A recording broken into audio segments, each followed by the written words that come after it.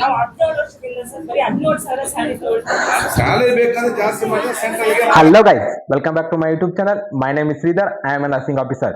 ನಿಮ್ಗೆಲ್ಲ ಗೊತ್ತಿರೋ ಹಾಗೆ ನಾನು ಎಲ್ಲ ಅಬ್ರಾಡ್ ಎಕ್ಸಾಮ್ಸ್ ನ ಕ್ಲಿಯರ್ ಮಾಡಿದ್ದೀನಿ. ಆಸ್ ಯುರೋಪಿಯನ್ ಕಂಟ್ರೀಸ್ ಆಗಿರ್ಬೋದು ಮತ್ತೆ ಅರಬ್ಸ್ ಕಂಟ್ರೀಸ್ ಆಗಿರ್ಬೋದು. ಗೊತ್ತಿಲ್ಲ ಅಂತಂದ್ರೆ ನಾನು ಒಂದ್ಸಲ ಪೇಜ್ ನ ಚೆಕ್ ಮಾಡ್ಬಿಟ್ರೆ ನಿಮ್ಗೆ ಗೊತ್ತಾಗುತ್ತೆ. ಇವಾಗ ಮೇನ್ ನಿಮ್ಗೆ ಹೇಳಿ ನಂಗೆ ಸಾಕಾಗ್ಬಿಟ್ಟು ಏನಂತಂದ್ರೆ ಇಂಡಿಯಾದಲ್ಲಿ ಇದ್ದು ಏನಾರು ಮಾಡ್ತೀರಿ ನೀವು.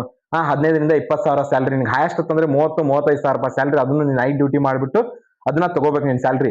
ಎಷ್ಟು ಕಷ್ಟ ಇದೆ ನಮ್ಮ ಹುಡುಗರ ಜೀವನ ಅಂತ, ಹೆವಿ ಕಷ್ಟ ಇದೆ. ನನ್ನ ವಿಡಿಯೋದಿಂದ ನೀನು ಮೋಟಿವೇಟ್ ಆದ್ರೆ ಹೇಳ್ತಾ ಇದೀನಿ, ನಿಜವಾಗ್ಲೂ ನಿನ್ಗೆ ತುಂಬಾ ಫ್ಯೂಚರ್ ಇದೆ. ಯಾಕಂತಂದ್ರೆ ಇಲ್ಲೇನೆ ನೀನು 5 ವರ್ಷ ದುಡಿಯೋ ಬದ್ಲಿ ನೀನು ಅಬ್ರಾಡ್ ಅಲ್ಲಿ ಹೋಗಿ 5 ವರ್ಷ ದುಡ್ಕೊಂಬಾರು.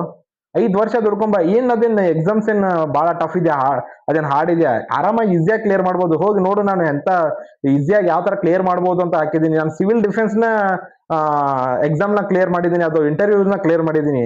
ನಿಮ್ಗೆ ಯಾಕಾಗಲ್ಲ? ನಾನೇನು ದೊಡ್ಡ ಹೈ ರೇಂಜ್ ಪರ್ಸನ್ ಏನಲ್ಲ, ನಾಲೆಜ್ ಅಷ್ಟು ಐತಿ ಇವನಿಗೆ ತಂದಲ್ಲ.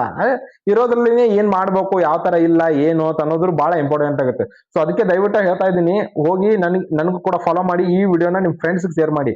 ಅಟ್ಲೀಸ್ಟ್ ನೀನ್ ಹೋಗ್ಲಿಲ್ಲ ಅಂತಂದ್ರೆ ನಿನ್ ಫ್ರೆಂಡ್ಸ್ ಆದ್ರೂ ಹೋಗ್ಲಿ. ಯಾಕಂತಂದ್ರೆ ಬಹಳ ಕಷ್ಟ ಇರುತ್ತೆ ಜೀವನ, ಎಲ್ರಿಗೂ ಕಷ್ಟ ಇದೆ ಜೀವನ.